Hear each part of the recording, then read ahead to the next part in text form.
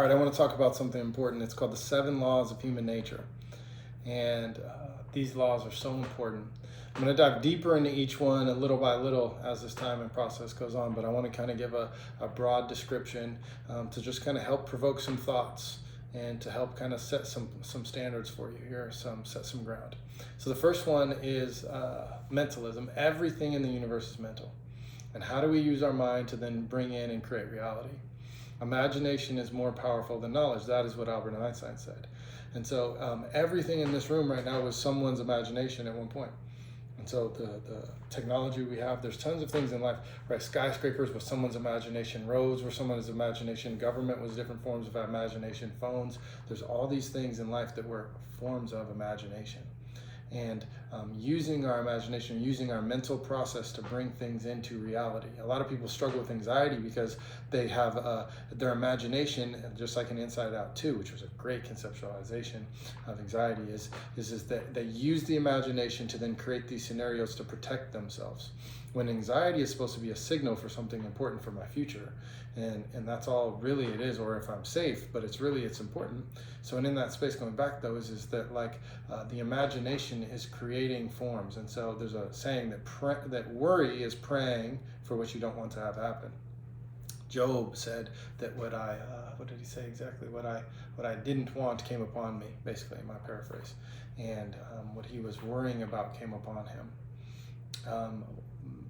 Manifesting things a lot of times becomes in this mental process. That's a huge piece there. I'm going to get into manifesting, doing things later, but the first law again is mentalism and being able to use your mind to bring in reality.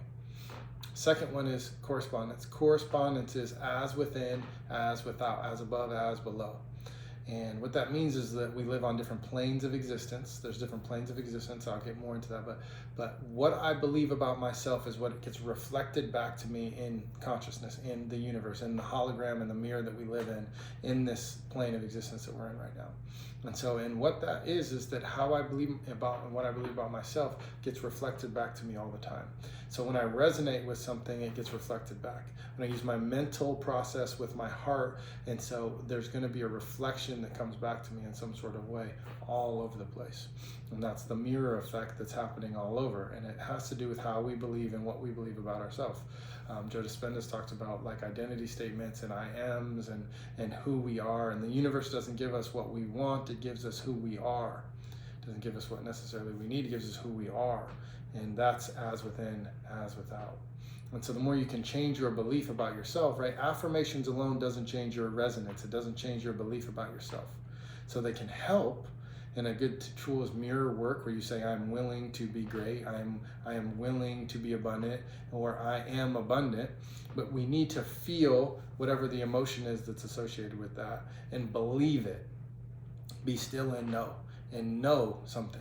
Believe something. Have faith. Faith is being certain of what you do not see, and what you hope for. And so in that space, right, is this being sure of who you are and understanding who you are. I talked about ego in the shadow a little bit in a previous video. And so who you are gets reflected back to you. The third law is vibration. Vibration is the vibrational state. Everything in the universe vibrates. Everything moves. Every atom, every cell, everything is vibrating constantly, everywhere. And our vibration, right, the as within, as without, vibration vibrates out, and that's how the law of attraction can end up happening as well in different forms. And so, but the vibration that I'm in impacts and goes out into the world. When you're in anxious, right, you're in a lower vibrational state. And so, and then if you step up to the middle ground of courage, then how do you live when you're acting courageously? And then maybe stepping up to then your higher self and really living in a knowing or a joy or a love, loving your neighbor like you love yourself. So even though you're maybe anxious about something, how do you act and live from love? Or how do you move up the vibrational plane here and get into a higher plane or a higher state psychologically to help yourself emotionally? You're depressed, you're in a really, really low state. Shame and guilt are some of the lowest states possible. So many people shame themselves. They say horrible things about their identity and who they are all the time. And then tons of situations that are negative get reflected back to them all the time. And so when they're in a really low vibration, and then they attract, and they don't even realize these negative situations to themselves because of their mood, because of how they're in, what they're feeling and what they're attracting out. So many people, we're in tune to each other's nervous systems everywhere, the energy field around us. And in that space, we're attracting different situations or outcomes based on how we feel energetically to other people. And so, and that's a process happening all around. And so it's, once you recognize your vibration though, when you downshift into a lower state of shame or maybe guilt, and so you can then automatically then learn from it and transmute it and go up. Or you're sad, right? Sadness usually means I have a desire to change. I have a desire for whatever the thing is. If you're sad about a partner, or maybe you have a desire to see them. And so maybe you feel guilty, right, about some behavior you did. And so, well, that means that you want to change that behavior. That means that you regret that. And so shame sometimes could lead to, like, that part of my identity was bad, and like with the, as within, as without. And so maybe I need to let that part of who I am go. Maybe you no longer have to be an alcoholic. You don't have to shame yourself. And so, but maybe feel the shame and then change and act courageously and stop drinking so much. Learn a new skill and help yourself in that moment to change your vibrational state. That's an easy way to look at it psychologically around your emotions and trying to get yourself out of that place. Or how do you act from love? And so live in love, live in that higher state, live in a knowing. When you pray, sometimes, every time you pray, you should walk away knowing whatever it is that you pray for is going to come back to you. There's tons of biblical narratives where people are going to Jesus and they're asking him for something, and then like the centurion, and then he says, go. And they go, and because they go in faith and a knowing, then the miracle comes. But when we're anxious in that lower vibrational state, it doesn't actually come. And so, because we have to have faith. The woman that came to him that was bloody, she came to him in faith and this really high knowing, and he can heal me. And when that happened, she got healed. And so when we do and act and live from a place of love, loving your neighbor like you love yourself, loving even yourself, or doing things for other people, it really can help shift our vibration and shift the world, shift the energy, shift the moment that we're in, shift people around us, and really beautiful, good things happen from there. The fourth one is polarity. Polarity is east and west, north and south. Polarity is masculine and feminine. Polarity is such a beautiful piece to pay attention to. I want to talk about something that I like to talk about in groups, is that in masculine and feminine energy, let's say that the feminine comes to the masculine and she comes to him with a need. She's emotional or feels something. So in that space, as that happens, she brings up and says, hey, you hurt me in this moment. And says maybe something that is convicting or maybe truthful or hurtful to their partner, the masculine saying that moment. And so then now the masculine then gets, if he gets defensive, and masculine and feminine energy can be in any gender. I'm not trying to genderize it right now, but I'm just using it as a metaphor, right? So but brings it in and says that then he then starts to reflect and get defensive. Well, that means that there was something sensitive there and there was a wound there. And soon as he starts explaining, getting defensive, justifying himself, talking negative or talking about himself and why he did what he did, the polarity flips. And now he's no longer masculine and he now becomes the feminine. And when he becomes the feminine, then the feminine has to now become the masculine, and then that doesn't work. And that impacts the relationship quite heavily. So what's happening there, though, is that the feminine is trying to communicate to the masculine to be a container to hold the emotion. And when we can hold the emotion is when good things can happen. Well, how do we do that? I'll get into that in a different video. Actually, I'll talk a little bit about it really quickly.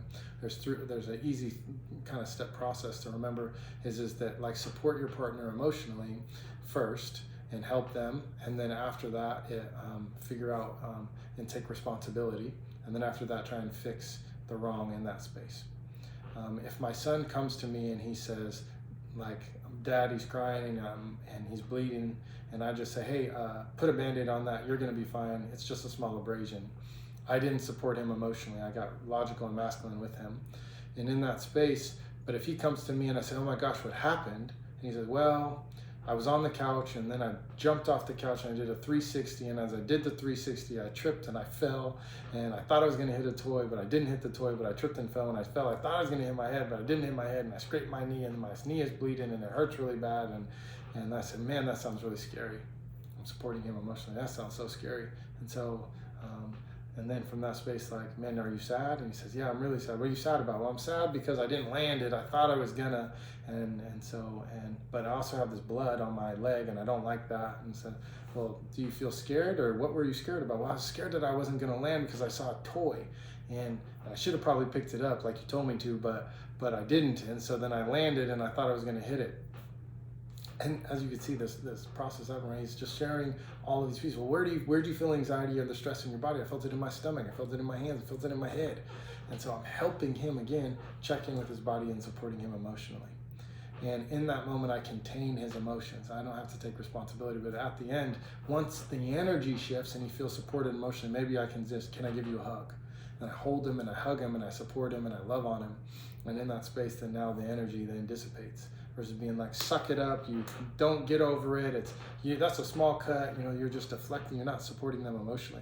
What happens there when you don't support someone emotionally like that is it breaks trust. There's no more fidelity. And so then because of that, it impacts the relationship. And then my son would no longer want to come to me, or wouldn't want to come to me very often because I don't meet the need. But the more I can meet the need, the more that there's trust built in that moment. And so with your partner in a masculine-feminine dynamic, the feminine a lot of times can be charged based in the emotional pain of a need, or especially if there was a hurt, and this is a repair attempt, and they go to try and repair. As they go to try and repair, we want to be able to support them emotionally in that, and we want, whoever's the masculine energy in that moment wants to hold space for their partner to say what they need to say, and then you help them work through that process. If we deflect, or we push them away, or we get defensive, or minimize what happened to them, then they no longer feel heard. They no longer feel supported. They no longer feel loved, cared for, and then eventually they might stop bringing things up, or they might retreat, or other bad things could happen. Or every time a new incident happens because of the compartmentalizing process, which I've talked about in a different video, then because of the new moment in time, that charge is so big that then a bunch of other things come out, and then it's when you're declaring facts, and it's like an onslaught almost of just arrows of just over and over again of new moments and old moments of pain. Why there's so much pain and why those things don't go away, because there's never proper repair. The charge never goes away in the body, and we need to get rid of the charge. So we have to support emotionally, hear all the pain, hear all the things. If you're the masculine energy in that moment and they hit something in you, so they take out an arrow and they shoot it, one of my favorite tools about growing is it hits me, I pull the arrow out, and I don't look at it in the moment, I store it aside, and then I continue to contain. And at the end of containing, then I look back at that arrow and I say, why did that hurt me so bad? And in that moment is when I can process that, and I can try and learn how to grow. And I can look at that arrow and I can say, oh, I felt disrespected. And so because I felt where am I disrespecting myself? Or why don't I respect myself enough in this moment? Or where am I feeling inadequate maybe? Or, if I'm having to defend myself, why didn't I see myself? What was I seeing in myself in that moment? And so you can really grow by looking at that if there's pain, if you don't get defensive. And then you can support your partner, and then, man, you're right, I did fail you there. That was such an awful move by me. Like, that was very dumb. I don't know why I did that. Now, maybe that's maybe some of those could be negative, but you want to support your partner. Whatever they say, you're right, I hurt you in that way. I shouldn't have hurt you in that way. I shouldn't have done that. And it's about their perspective in the moment. Let me go another little bit tip in communication, giving you a lot here. Think of sometimes communicating, especially in a repair attempt, as a quarter. There's heads and tails, and one person's talking about heads. If the other person starts talking about their perspective of tails, well, you're never going to communicate well. So what you want to do is come around to the other side and hear their perspective. Hear what they're saying. And so don't defend tails, don't share your perspective, come over to their side and see all of heads. Understand it, want to know more about it, ask about the details of why and what happened for them, for their perspective, so that you can see them and then hear them. And then from there, at the end of all of that, then how can I change? Can I give you a hug? Maybe that'll discharge it. Or what do you need from me different next time? And when you take responsibility in step 2, make sure you say, I'm sorry, will you forgive me? Or I was wrong. And then step 3 again, how do I fix this? What do you need from me? Do you need me to write you a letter? Do you need me to do push-ups? Do you need me to clean the house? Do you need me to reschedule this date for us? What do you need? How do I fix this? So that's polarity.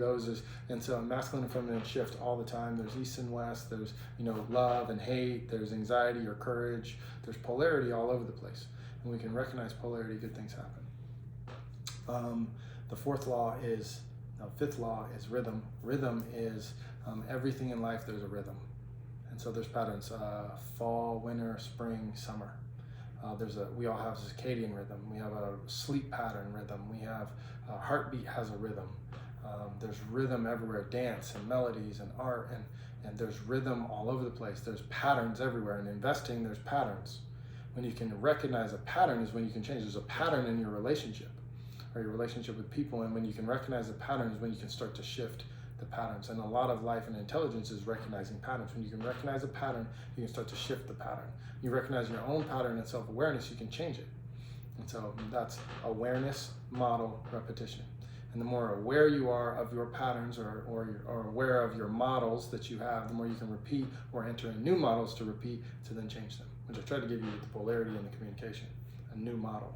Then repeat that and practice it. Brain learns through repetition. You'll get better at it. The 6th is cause and effect. Everything is cause and effect. So Newton's third law, right? And so for every action, there's an equal and opposite reaction. And in that space, that we reap what we sow. There's cause and effect. You do this, you sacrifice this, then this other good thing will come in that situation. One of my favorite stories is Cain and Abel. And Cain goes to God and he's like, God, he said, how come I'm never blessed? And God says, well, that's really easy. You never give me your best. And Cain's like, what are you talking about? And he's like, God's like, well, you always give me the spotted lamb. You never give me your best. You never give me your firstborn. You always give me a sacrifice that's less than. It's not good enough. And then Cain's like, well, what about my brother Abel? He says, well, Abel always gives me his best. He always gives me his firstborn. He always gives me his first fruit. He always sacrifices his best, and that's why he's blessed. And it's such a cool kind of metaphor there to think about, like, wait, where in my life am I out of alignment? Where am I not giving my best? And how is that impacting cause and effect? And how is that impacting my life and what I reap and what I sow? And the last one is gender, and everything in life is gender. And so masculine and feminine is all over. Gender is everywhere. And those are the 7 laws of human nature. And if you like, subscribe, share, and I'll be sharing a lot more here soon.